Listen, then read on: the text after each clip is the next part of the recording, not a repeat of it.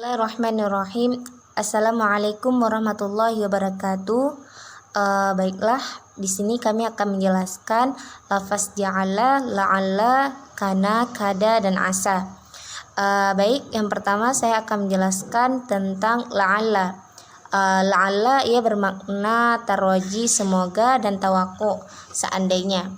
Ia juga bisa diartikan sebagai agar, mudah-mudahan.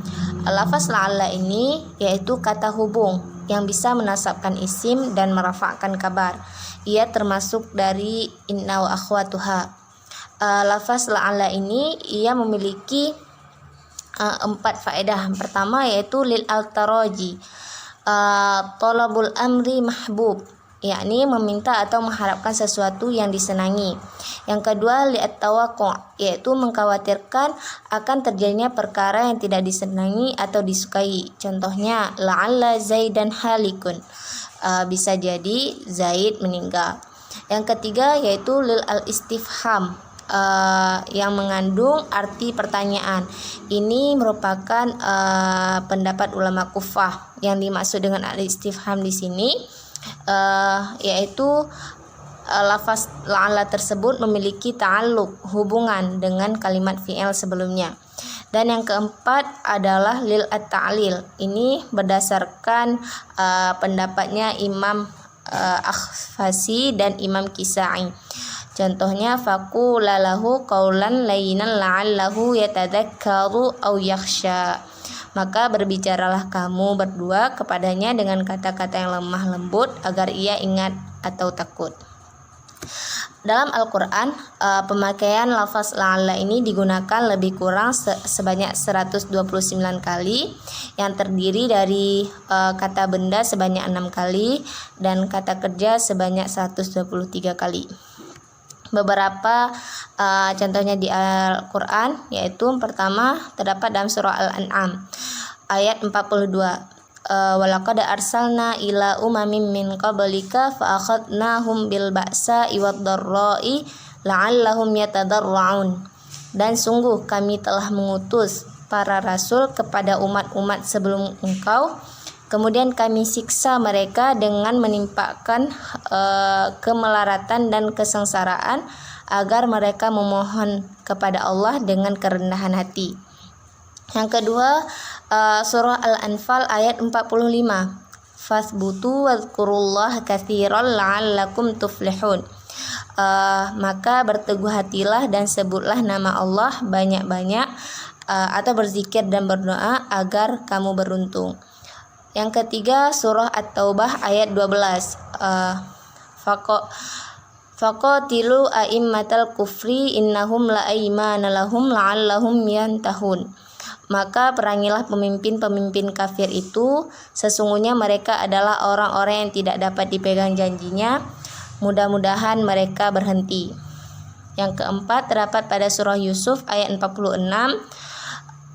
Wassaba'i sumbulatin khudri wa ukhra yabisatil la'alli arji'u ilan nasi la'allahum ya'lamun. 7 tangkai gandum yang hijau dan 7 tangkai lainnya yang kering, agar aku kembali kepada orang-orang itu agar mereka mengetahui. Yang kelima pada surah Yusuf ayat 62. Fi rihalihim la'allahum ya'rifunaha idzan qalabu ila ahlihim la'allahum yarji'un. Ke dalam karungnya agar mereka mengetahuinya apabila telah kembali kepada keluarganya, mudah-mudahan mereka kembali lagi. Kemudian terdapat dalam surah Ar-Ra'd ayat 2. Yudabbirul amra yufassilul ayati la'allakum biliqa'i rabbikum tuqinun. Dia mengatur urusan makhluknya dan menjelaskan tanda-tanda kebesarannya agar kamu yakin akan pertemuan dengan Tuhanmu. Kemudian yang ketujuh terdapat dalam surah Ibrahim ayat 37.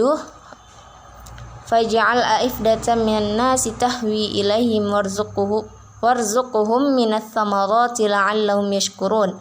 Maka jadikanlah hati sebagian manusia cenderung kepada mereka dan berilah mereka rezeki dari buah-buahan, mudah-mudahan mereka bersyukur. Yang kedelapan terdapat dalam surah An-Nahl ayat 14. Wa taral fulka mawakhira fihi walitabtaghu min fadlihi wa la'allakum tashkurun. Kamu juga melihat perahu belayar padanya dan agar kamu mencari sebagian karunia-Nya dan agar kamu bersyukur. Yang kesembilan terdapat dalam surah An-Nahl ayat 15. Wa alqa fil ardi rawasiya an tamida bikum wa anhara wasubulal la'allakum tahtadun. Dan dia menancapkan gunung di bumi agar bumi itu tidak goncang bersama kamu, dan dia menciptakan sungai-sungai dan jalan-jalan agar kamu mendapat petunjuk. Yang ke-10 terdapat dalam surah An-Nahl ayat 81. Wasara bila taqikum ba'sakum kadzalika yutimmu ni'matahu 'alaikum la'allakum tuslimun. Dan pakaian baju besi yang memelihara kamu dalam peperangan, demikian Allah menyempurnakan nikmat-Nya kepadamu agar kamu berserah diri kepadanya. Yang ke-11 terdapat dalam surah An-Nahl ayat 90. Wa yanha 'anil fahsya'i wal munkari wal baghi ya'dukum la'allakum tadhkurun. Dan dia melarang melakukan perbuatan keji, kemungkinan dan permusuhan. Dan dia melarang melakukan perbuatan keji, kemungkaran dan permusuhan. Dia memberi pengajaran kepadamu agar kamu dapat mengambil pelajaran. Yang ke-12 terdapat dalam surah At-Taha ayat 130. Wa min ana laili fasabbih wa atrafan nahari la'allaka tardha. Dan bertasbihlah pula pada waktu tengah malam dan di ujung siang hari agar engkau merasa tenang. Kemudian yang kedua yaitu lafaz ja'ala. Lafaz ja'ala yaitu gabungan dari huruf jim, ain dan lam, yang merupakan kalimat yang tidak kurang dan tidak ada yang menyerupai selainnya. Dia bermakna menciptakan atau menjadikan dari sesuatu ke sesuatu yang lain. Oleh karena itu, lafaz ja'ala membutuhkan dua objek. Namun tidak jarang juga ditemukan lafaz ja'ala hanya menggunakan satu objek, maka ketika itu ia semakna dengan khalaqa. Lafaz ja'ala ini menunjukkan bahwa penciptaan itu dari materi yang sudah ada, yaitu nafas wahidat. Lafaz ja'ala ini dalam Al-Quran digunakan sebanyak 346 kali, terdapat dalam 66 surah. Beberapa di antaranya yang kami cantumkan di sini, yaitu yang pertama dalam surah Al-Baqarah ayat 22, yakni lafaz ja'ala yang mempunyai objek penciptaan bumi dan langit. Alladzi ja'ala lakumul arda firasya was samaa'a binaa'a. Dialah yang menjadikan bumi sebagai hamparan bagimu dan langit sebagai atap. Nah, kata ja'ala di sini mengandung makna mewujudkan sesuatu dari bahan yang telah ada sebelumnya, sambil menekankan bahwa yang wujud itu sangat bermanfaat dan harus diraih manfaatnya, khususnya oleh yang untuknya diwujudkan sesuatu itu, yakni oleh manusia. Allah bukan hanya menciptakan bumi dan menjadikannya terhampar, tetapi juga menjadikan langit sebagai bangunan atau atap. Thahir Ibnu Asyur menjelaskan bahwa memahami makna kata ja'ala dalam arti menjadikan, yakni mewujudkan sesuatu dari bahan yang telah ada sebelumnya, lalu memahaminya demikian serta memberi isyarat bahwa bumi yang dihuni telah mengalami perubahan dan berpindah dari keadaan yang lain hingga menjadi seperti sekarang. Kedua terdapat dalam surah An-Nahl ayat 72, yakni lafaz ja'ala yang mempunyai objek penciptaan istri. Wallahu ja'ala lakum min anfusikum azwaja wa ja'ala lakum min azwajikum banina wa hafadata wa razaqakum minat thayyibat. Allah menjadikan bagi kamu istri-istri dari jenis kamu sendiri dan menjadikan bagimu dari istri-istri kamu itu anak-anak dan cucu-cucu dan memberimu rezeki dari yang baik-baik. Firman Allah Ta'ala, Wallahu ja'ala lakum min anfusikum azwaja, yakni Allah menjadikan bagi kamu istri-istri dari jenis kamu sendiri. Ja'ala di sini artinya adalah menciptakan dan telah dijelaskan sebelumnya. min anfusikum azwaja, bagi kamu istri-istri dari jenis kamu sendiri. Maksudnya Adam dan diciptakan darinya Hawa. Ada yang berpendapat makna ja'ala lakum min anfusikum adalah bahwa dari jenismu dan sebagaimana penciptaanmu. Menurut Quraisy Shihab dalam tafsir Al-Misbah, selain anugerah yang rezeki, Allah juga menjadikan bagi kamu pasang-pasangan dari istri, yakni jenis kamu sendiri, agar kamu dapat merasakan ketenangan hidup dan menjadikan bagi kamu dari hasil hubungan kamu dengan pasangan-pasangan kamu itu anak-anak kandung, dan menjadikan dari anak-anak itu cucu-cucu baik lelaki maupun perempuan. Yang ketiga terdapat dalam surah Al-An'am ayat 96, yakni lafaz ja'ala yang mempunyai objek penciptaan siang dan malam. Faliqul isbah wa ja'ala al-laila sakana wasyamsa wal qamara husbana. Dia menyingsingkan pagi dan menjadikan malam untuk beristirahat, dan menjadikan matahari dan bulan untuk perhitungan. Hasan Isa bin Umar, Hamzah dan Al-Kisai membaca wa ja'ala al-laila sakana dan menjadikan malam untuk istirahat tanpa menyertakan huruf alif, dan membaca kata laila dengan harakat fathah sesuai dengan makna faliqul di dua tempat di atas. Keduanya bermakna membelah, sebab termasuk perkara yang telah terjadi oleh karenanya diartikan seperti itu. Selain itu, setelahnya ada beberapa fi'il madhi, yaitu firman Allah Ta'ala ja'ala lakum nujum. Yang keempat terdapat dalam surah Asy-Syura ayat 11, yakni lafaz ja'ala yang mempunyai objek penciptaan pasangan. Fatirus samawati wal ard ja'ala lakum min anfusikum azwaja wa minal an'ami azwaja yazra'ukum fi laisa kamitslihi syai'un wa huwas samiul basir. Dia pencipta langit dan bumi. Dia menjadikan bagi kamu dari jenis kamu sendiri pasangan-pasangan, dan dari jenis binatang ternak pasangan-pasangan pula. Dijadikannya kamu berkembang biak dengan jalan itu. Tidak ada satupun yang serupa dengan dia, dan dialah yang maha mendengar dan melihat. Allah telah menjadikan bagi manusia dari jenis sendiri pasang-pasangan baik sebagai lelaki maupun perempuan, dan menjadikan pula dari jenis binatang ternak pasang-pasangan untuk masing-masing binatang baik jantan maupun betina, sehingga manusia dan binatang-binatang itu dapat melanjutkan keturunan. Allah memberi pasangan untuk manusia, yaitu dengan menciptakan Hawa dari tulang rusuk Adam. Maka wanita berasal dari laki-laki, dan dia menjadikan binatang ternak berpasang-pasangan pula, seperti domba dua jenis, sapi dua jenis, jantan dan betina, serta setiap jenis berpasangan seperti ini. Surah lainnya yang mempunyai objek penciptaan siang dan malam terdapat juga dalam surah Al-Qiyamah ayat 39. Yang kelima, surah Al-Maidah ayat 60, yakni lafaz ja'ala yang mempunyai objek penciptaan hewan. Qul hal unabbiukum bisyarrim min dzalika masubatan 'indallah man la'anahu Allah wa ghadiba 'alaihi wa ja'ala minhumul qiradata wal khanazira wa 'abadat taghut. Katakanlah, apakah akan aku beritakan kepadamu tentang orang-orang yang lebih buruk pembalasannya dari orang-orang fasik itu di sisi Allah, yaitu orang-orang yang dikutuki dan dimurkai Allah. Di antara mereka ada yang dijadikan kera dan babi, dan orang-orang yang menyembah taghut. Dalam ayat ini, apakah bentuk rupa mereka yang dijadikan atau diubah menjadi kera atau hati dan pikiran mereka saja? Karena binatang yang ditunjuk oleh Allah Subhanahu wa taala itu kera adalah satu-satunya binatang yang selalu terlihat auratnya. Sementara orang Yahudi yang dikecam oleh Al-Qur'an karena tidak tunduk dan taat kecuali dijatuhi sanksi atau ancaman. Selanjutnya, babi adalah binatang yang tidak memiliki sedikit pun rasa cemburu, sehingga walaupun betinanya ditunggangi oleh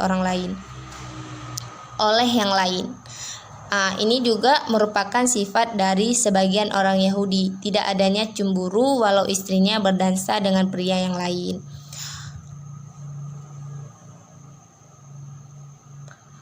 Kemudian yang keenam terdapat dalam surah As-Sajdah ayat 8, yakni lafaz ja'ala yang mempunyai objek penciptaan manusia. Tsumma ja'ala naslahu min sulalatin mimma immahin.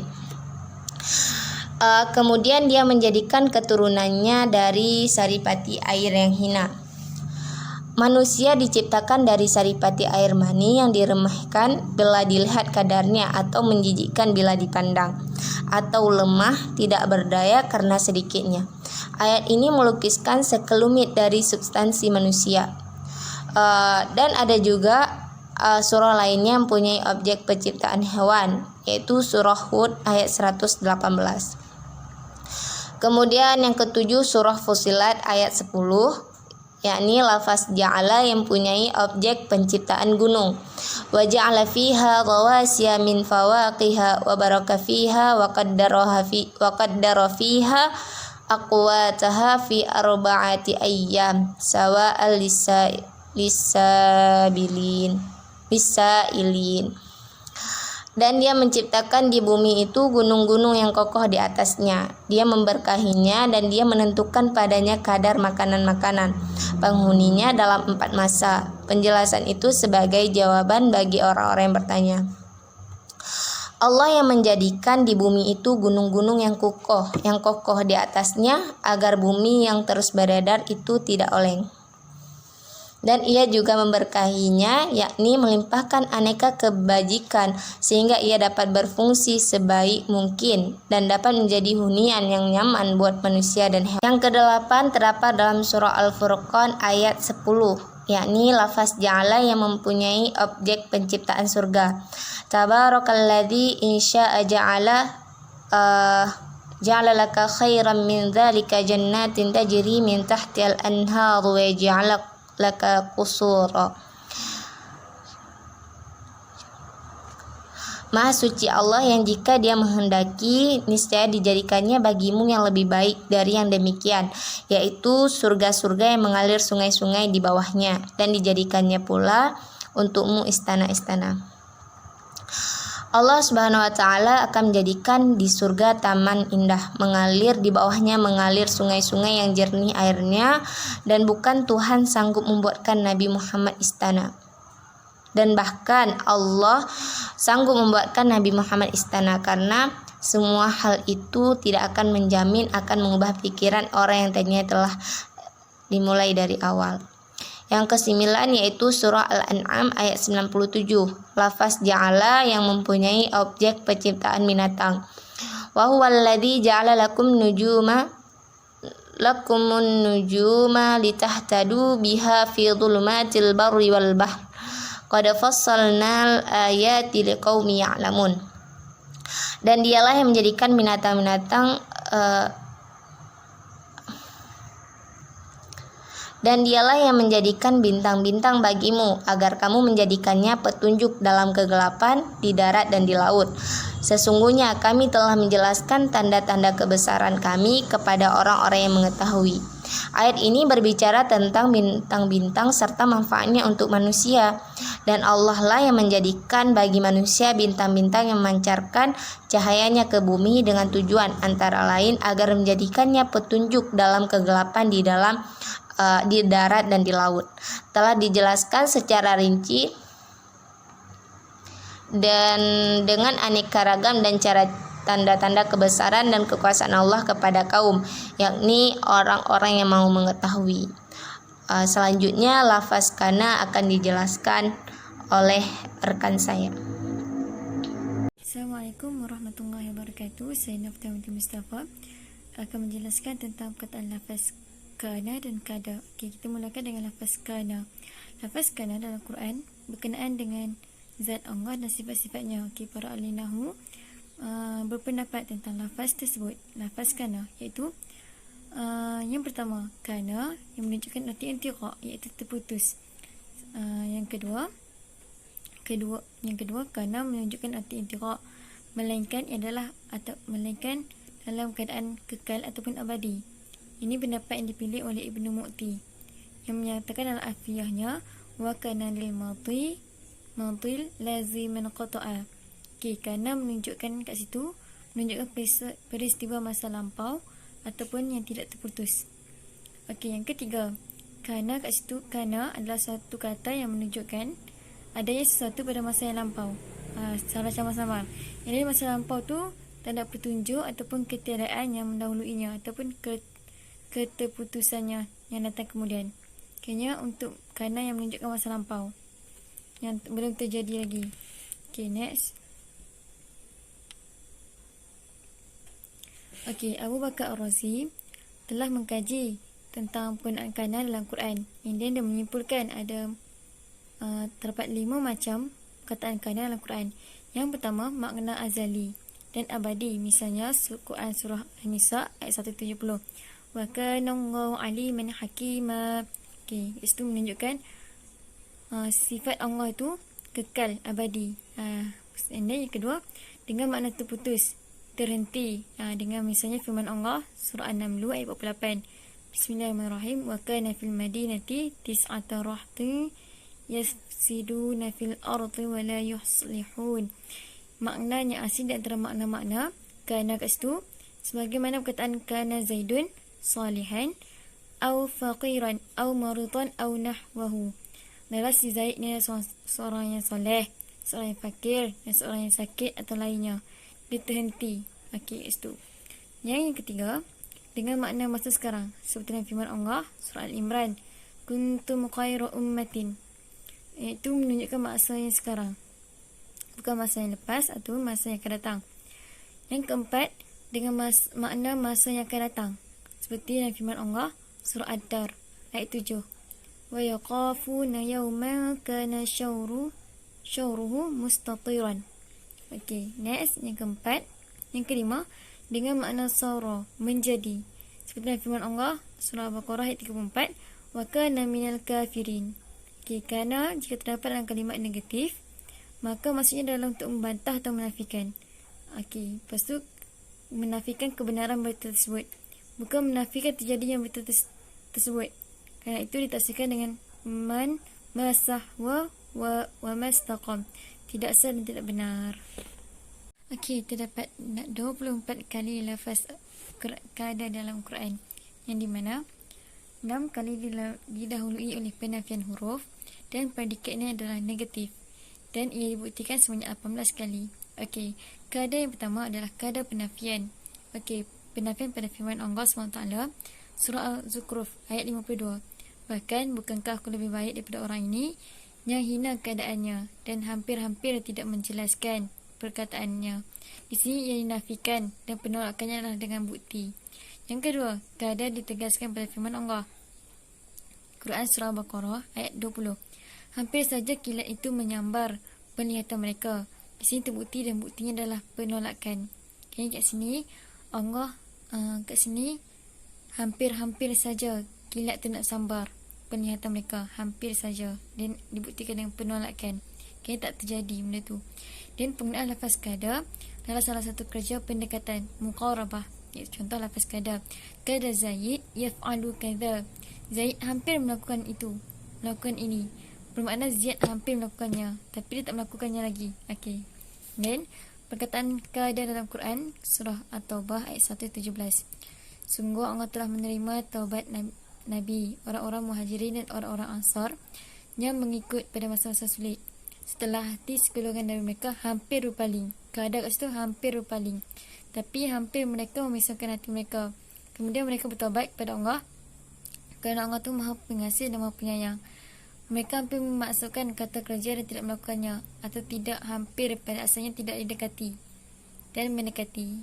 Okey, thanks. Baiklah, di sini saya ingin melanjutkan penjelasan mengenai lafaz asa. Jadi kata asa ini tersusun dari 3 kata. Yang pertama a, sa, dan ya. Jadi kata asa ini terkandung beberapa makna.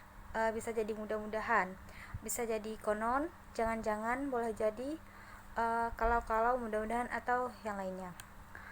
Jadi kata asa ini memiliki kajian kata, dia memiliki 3 kajian kata. Yang pertama kata benda, jamak tidak teratur, dan kata benda atau menggunakan kata sifat. Jadi yang pertama itu kata benda. Kata benda ini yaitu kata yang menerangkan tempat, barang, nama, waktu, kondisi, serta kata yang menerangkan sifat, yaitu seperti kesenangan. Kata benda ini bentuk dalam formatnya itu tidak dipengaruhi oleh waktu, baik itu waktu yang lalu, baik itu waktu sekarang ataupun waktu yang akan datang. Kemudian jamak tidak teratur. Kata asa ini merupakan bentuk jamak teratur, yaitu jamak yang tidak ditandai dengan tanda-tanda jamak, yaitu seperti una, ina, ati, dan atu. Dalam pemakaian jamak ini seperti ini menggunakan bentuk perumpamaan, baik itu kata kerja atau kata sifat.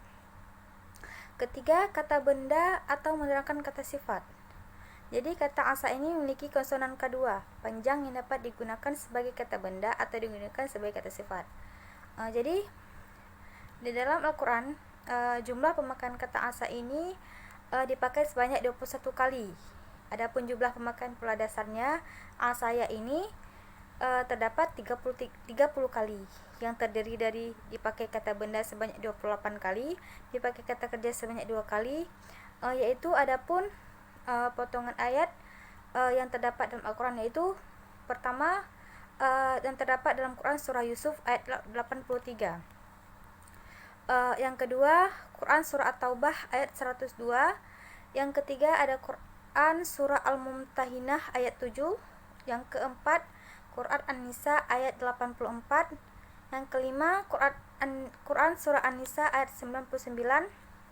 Yang keenam ada Quran surah Al-Qasas ayat 22. Yang ketujuh ada Quran surah Al-Isra ayat 8. Yang kedelapan ada Quran surah Al-A'raf ayat 129. Dan yang kesembilan ada Quran surah Al-Qalam ayat 32. Yang kesepuluh ada Quran surah At-Tahrim ayat 5. Dan 11 ada juga At-Tahrim ayat 8. Ke-12 ada Quran surah An-Naml ayat 72. Dan masih banyak lagi ayat-ayat potongan kata asaya dalam Al-Quran. Bisa dilihat di makalah kelompok kami. Jadi cukup sekian presentasi dari kelompok kami. Lebih dan kurang kami mohon maaf. Wabillahi taufiq wal hidayah. Wassalamualaikum warahmatullahi wabarakatuh.